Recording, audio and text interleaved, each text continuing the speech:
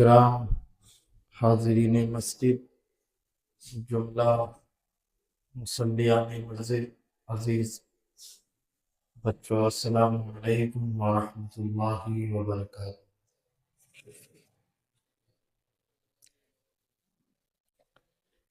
الحمدللہ الذی زین النبیین بحبیبہ المصطفیٰ ومن علی المؤمنین بنبیہ المجتبیٰ وعلی آلہ واصحابہ محمد الخیر الورى وعلی آلہ واصحابہ المتعبدین بالتقوى، اما بعد فاعوذ باللہ من الشیطان الرجیم، بسم اللہ الرحمن الرحیم۔ قل اعوذ برب الناس ملک الناس الہ الناس من شر الوسواس الخناس الذی یوسوس فی صدور الناس من الجنۃ والناس۔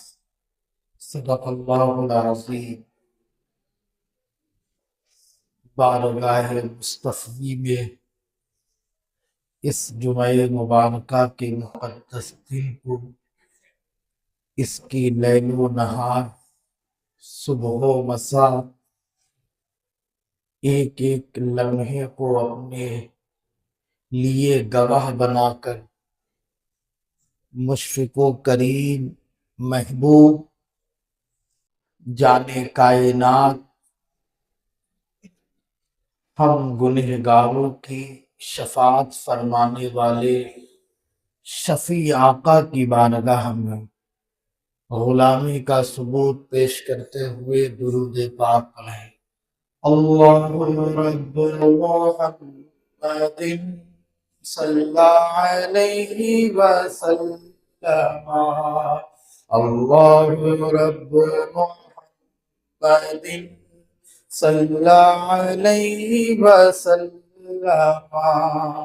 نحن عباد محمد صلی علیہ وسلم، نحن عباد محمد صلی علیہ وسلم۔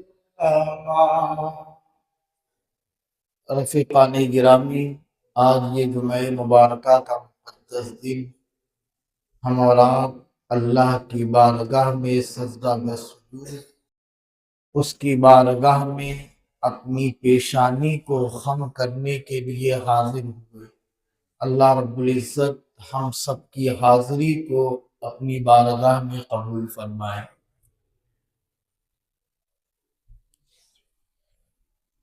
استاد زمن برادر اعلیٰ حضرت فخر اہل سنن ارشاد فرماتے ہیں، درد دل کر مجھے عطا یا رب، درد دل کر مجھے عطا یا رب، دے میرے درد کی دوا یا رب، دے میرے درد کی دوا یا رب، بے سبب بخش دے نہ پوچھ عمل، بے سبب بخش دے نہ پوچھ عمل، نام تیرا غفار ہے یا رب، اور تو نے میرے ذلیل ہاتھوں میں، تو نے میرے ذلیل ہاتھوں میں دامن مصطفیٰ دیا یا رب، تو نے میرے ذلیل ہاتھوں میں دامن مصطفیٰ دیا یا رب، تو حسن کو اٹھا حسن کر کے، تو حسن کو اٹھا حسن کر کے، ہو مع الخیر خاتمہ یا رب، ہو مع الخیر خاتمہ یا رب۔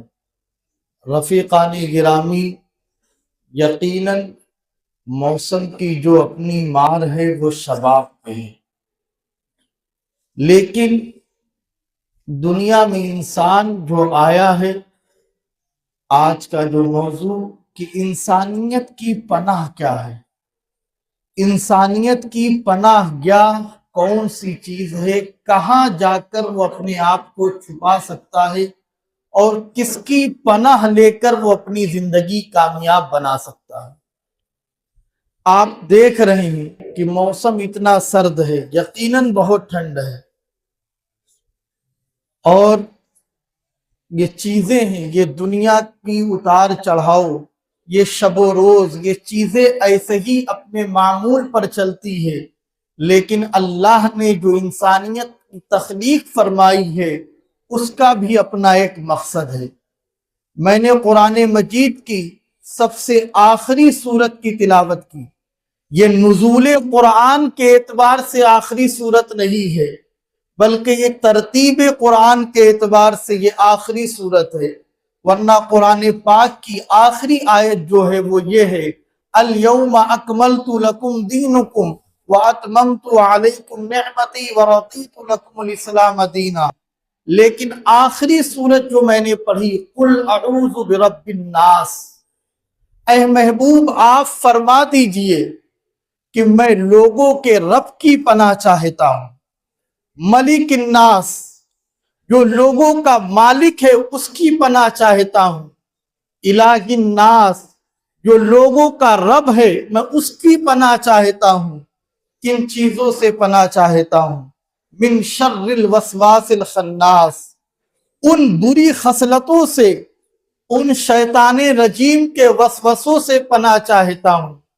رفیقان گرامی، دنیا میں جتنی بھی چیز ہے، آپ ایک ایک چیز کو دیکھیے، ہر مخلوق اللہ کی کبریائی اور اللہ کی پاکیزگی، اللہ کی حمد، اللہ کی ثنا بیان کر رہی ہے، چاہے وہ سمندر میں رہنے والے پرند ہوں، چاہے وہ مچھلی ہو، وہ بھی اللہ کی حمد، شجر ہیں وہ بھی اللہ کی پاکیزگی، درخت ہیں وہ بھی اللہ کی حمد، پتھر ہیں وہ بھی اللہ کی حمد بیان کر رہے ہیں، اور یہاں تک کہ موجود ہے کہ جو چیزیں اللہ کی حمد سے، اس کی تعریف سے، اس کے ذکر سے غافل ہو جاتی ہیں، وہ اس پر موت طاری ہو جاتی ہے۔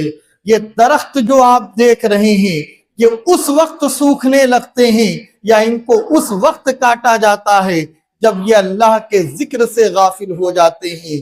جانور اس وقت مرتا ہے جب وہ اللہ کے ذکر سے اپنے آپ کو دور کر لیتا ہے، غافل ہو جاتا ہے۔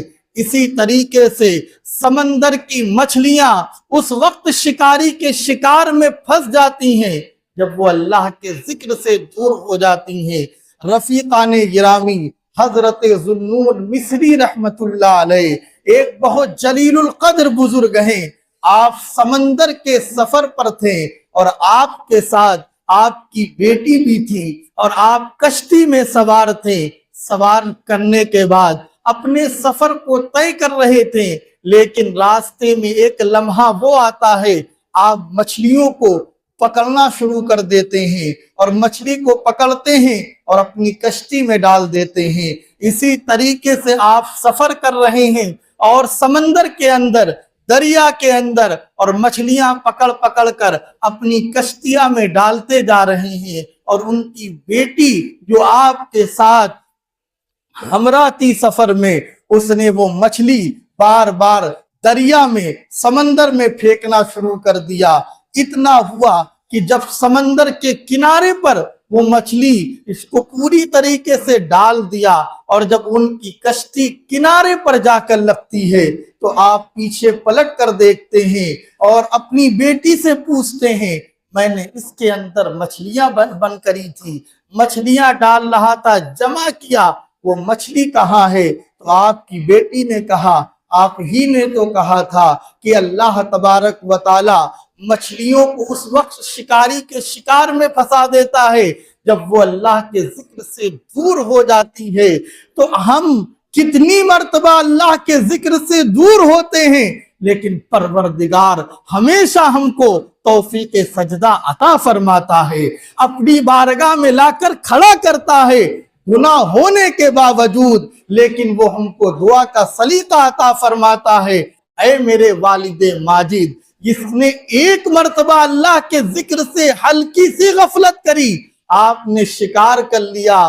وہ کریم رب جب بار بار مہلت دیتا ہے تو میں نے اس کو ایک مرتبہ پھر سے سمندر میں ڈال دیا کہ جا اور اللہ کا ذکر کرتی ہوئی میرے والد کے شکار سے محفوظ ہو جا۔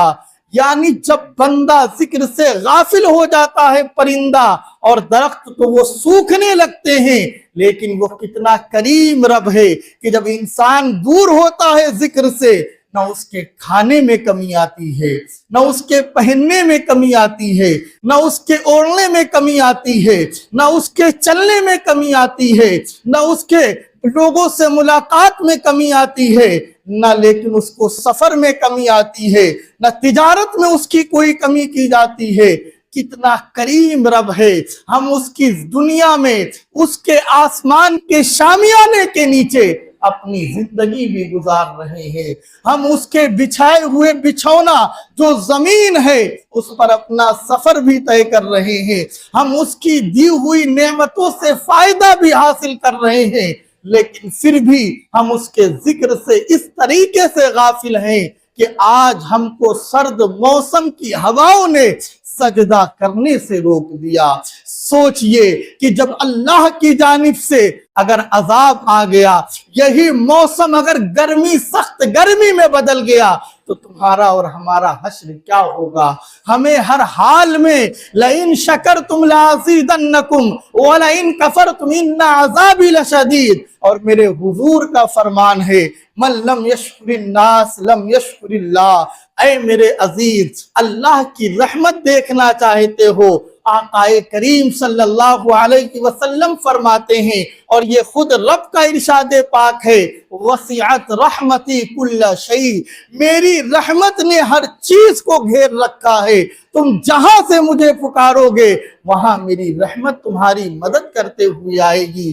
رفیقان گرامی، یہ تو اللہ تبارک و تعالیٰ کی بے پناہ انعام اور اس کے فضل کی بات ہے۔ ایک واقعہ اور بیان کرتا ہوں۔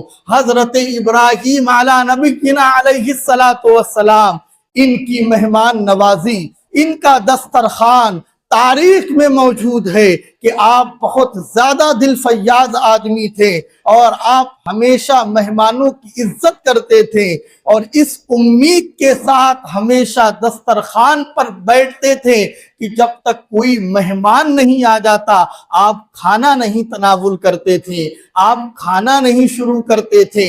ایک لمحہ ایسا آتا ہے آپ کی زندگی میں کہ 2 دن کا وقت گزر جاتا ہے، کوئی نہیں ملتا ہے مہمان کی جو ان کے ساتھ کھانا کھائے۔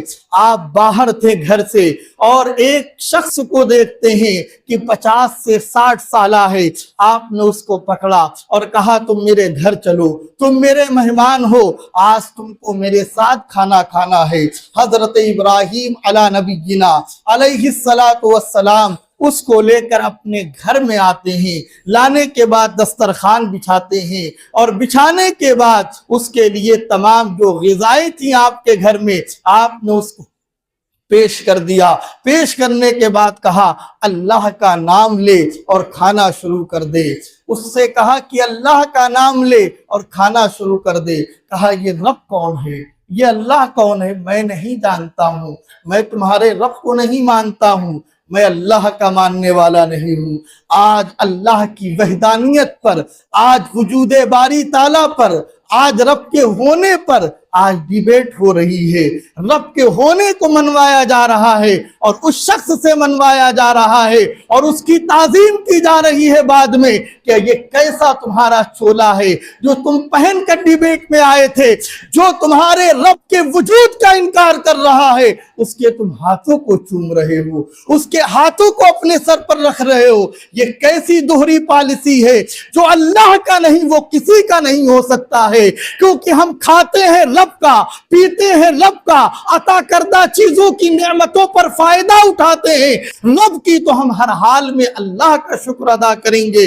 کسی انسان کے ٹکڑوں پر پلنے والے نہیں ہیں، وہ قوم کی दोहरी पॉलिसी करने के बाद, वो कौम का सौदा करने के बाद मजमे में आके अल्लाह की वहदानियत, उसकी सबूतियत और उसके इस बात पर बहस करते हैं। हमारा अकीदा तो यही है कि कुल हुवल्लाहु अहद अल्लाहु समद लम यलिद वलम यूलद वलम यकुल लहू कुफुवन अहद। अल्लाह एक था और है। उसकी वहदानियत की सबसे बड़ी दलील ये है, जो अंधा है वो ये देखे कि सूरज अपने वक्त पर निकल रहा है, चांद अपने वक्त पर तुलू हो रहा है, सारी चीजें हैं। ये सारी चीजें अल्लाह के होने पर, अल्लाह के सबूत पर सबसे रोशन दलील है। इसी तरीके से जब अल्लामा सादुद्दीन तफ्ताज़ानी अलैहिर्रहमा की बारगाह में शैतान हाजिर होता है और कहता है जरा बता कि तेरा खुदा एक है, तेरा खुदा मौजूद है, वो दलील देते जाते हैं। शैतान दलीलें काटता जाता है, अल्लाह की वहदानियत पर, अल्लाह के सबूत पर, अल्लाह के एक होने पर वो दलीलें दे रहे हैं और शैतान काटता जा रहा है, काटता जा रहा है। उन्होंने अपने पीर की बारगाह में, अपने उस्ताद की बारगाह में इस्तिगासा पेश किया कि मैं इसको रब के एक होने के, रब के मौजूद होने की दलील दे रहा हूं और ये काट रहा है। तो आपने कहा, ऐ सादुद्दीन तफ्ताज़ानी, तू इससे ये क्यों नहीं कहता है कि मैं रब को बिगैर देखे, बिगैर दलील के एक मानता हूं। मेरा रब ऐसा है जो ना दलीलों का मोहताज है,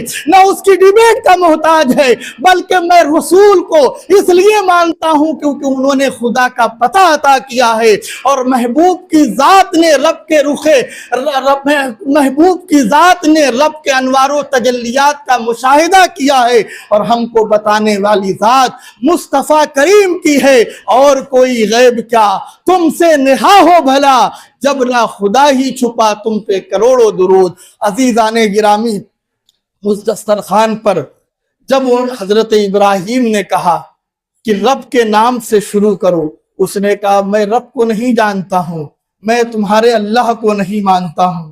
हजरत इब्राहिम ने दस्तरखान को हटा लिया, कहा तेरे लिए खाना नहीं है, उसको रुखसत कर दिया। फौरन गैब से अल्लाह की वहदानियत ने निदा दी, ऐ इब्राहिम, तूने एक वक्त के लिए, एक लम्हे के लिए उसे नहीं खिलाया, सिर्फ इसलिए कि वो मुझे नहीं मानता है, मेरी वहदानियत का इनकार करता है, मेरे रब होने का इनकार करता है।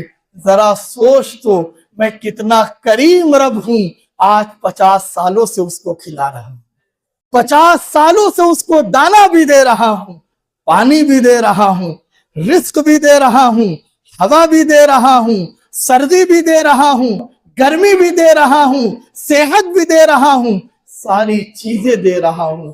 तूने एक लम्हे के लिए उसने मेरा इनकार किया, मेरे न मानने का इनकार किया, तूने अपनी सारी नेमतें खींच ली, लेकिन मैं 60 साल से उसको खिला रहा हूं।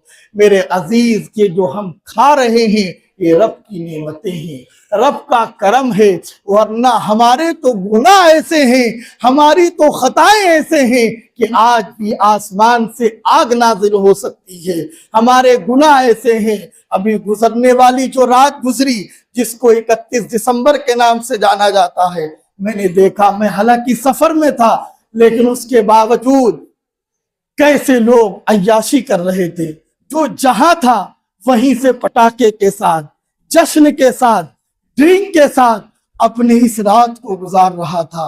लेकिन क्या कोई ऐसा लम्हा किसी की जिंदगी में आया कि लाओ मैं अल्लाह की बारगाह में सजदा व सुजूद हो जाऊं, रब की नेमतों और उसके एहसान का शुक्र अदा करूं? नहीं कर सकता हूं।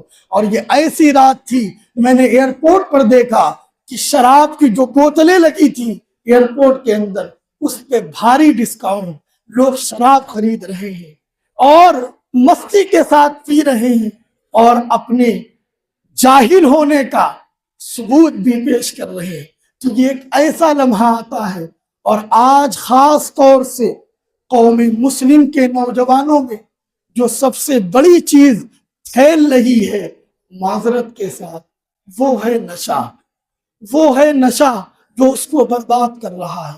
सबसे पहली चीज, नशा वो किसी किस्म का हो, चाहे वो ड्रग्स के जरिए हो, چاہے وہ شراب کے ذریعے ہو، چاہے وہ لڑکیوں کے ذریعے ہو، چاہے وہ پارٹی کے نام پر ہو، سب سے زیادہ یہ چیزیں ان کو تباہ کر رہی ہے۔ یہ مائک کیسا بول رہا ہے؟ آواز کھینچ لیا۔ مسلسل میں وہاں پر 2 گھنٹے بولتا ہوں، لیکن کہیں پر بھی